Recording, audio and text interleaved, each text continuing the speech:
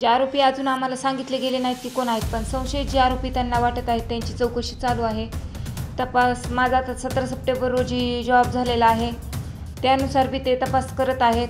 जोपर्यंत आरोपी अटक होत नाही तोपर्यंत समाधानी म्हणता येत नाही.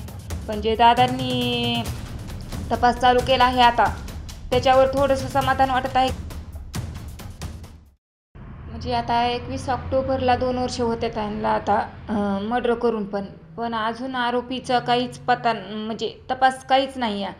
म्हणजे आरोपी अजून आम्हाला सांगितले गेले नाहीत की कोण आहेत, पण संशयित जे आरोपी त्यांना वाटत आहेत त्यांची चौकशी चालू आहे. तपास माझा आता 17 सप्टेंबर रोजी जॉब झालेला आहे. त्यानुसार बी ते तपास करत आहेत.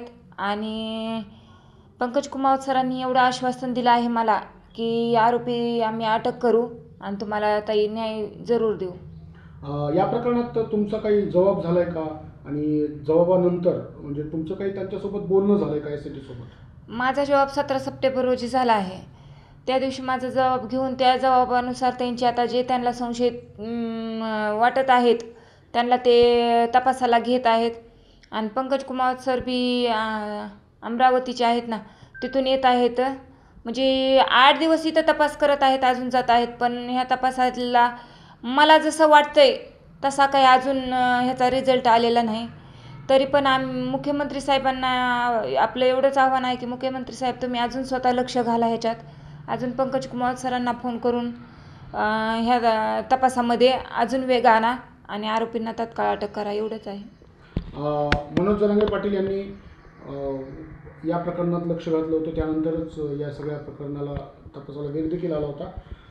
त्यांच्यासोबत काही पुन्हा बोलणं झालं का या संदर्भात? नाही, दादा तर हमेशा सोबतच आहेत. दादांनी तर सांगितलं आहे जोपर्यंत आरोपी फासावर जात नाही तोपर्यंत मी सोबतच राहणार. आणि दादांनी काल पण सांगितलं आहे त्यांच्या पत्रकार परिषदेत की जोपर्यंत महादेव भैयाचे आरोपी अटक होत नाहीत तोपर्यंत मी सोबत राहणार आणि अजून नव्यानं तपास चालू करणार. जो तपास थांबला होता ते दादामुळे चालू झाला आहे. जो तपास यांच्या फोनमुळे थांबला होता ते दादांच्या एका फोनमुळे, मुख्यमंत्री साहेबांना जे फोन केला त्याच्यामुळेच त्याचा हे परत तपास चालू झाला आहे. आणि अजून दादा वेगाने तपास म्हणजे आरोपी जोपर्यंत अटक होत नाहीत तोपर्यंत दादासोबत राहतील. सुप्रियाताईसोबत आहेत, आपले खासदार बजरंग बाप्पा आहेत, सगळेच सुरेश धसांना आहेत, जेवढे आमदार आहेत तेवढे महाराष्ट्रातली लोक सगळे सोबत आहेत. सगळी सोबत असताना आरोपी अजून अटक होत नाहीत ह्याचंच दुःख सगळ्यात जास्त आहे. जोपर्यंत आरोपी तर अटक होणार नाही तोपर्यंत हे न्यायाचा लढा चालूच राहणार. काय मागणी असणार आहे आणि तुम्ही प्रशासनाच्या या सगळ्या तपासावर समाधानी आहात का? नाही, समाधानी असं म्हणता येणार नाही. जोपर्यंत आरोपी अटक होत नाही तोपर्यंत समाधानी म्हणता येत नाही.